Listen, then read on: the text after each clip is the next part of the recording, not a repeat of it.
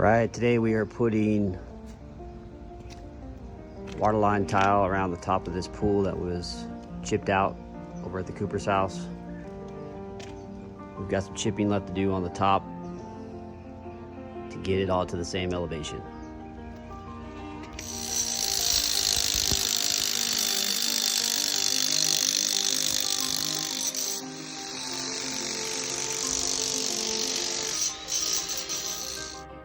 Okay, we're slicing off the top of this rounded off shotcrete from the previous pool, and we're gonna slice it off so we can put a nice travertine coping on the top. So you can see what we got to do here is kind of cut the line, and then we'll chip it down to get it back down. It's also good to be using our builder's level to mark the elevations around the pool. So we've got it set up on our tripod, and we've got our rod man over there marking the elevation. So that's how we'll know what line to cut for the new travertine coping and waterline tile.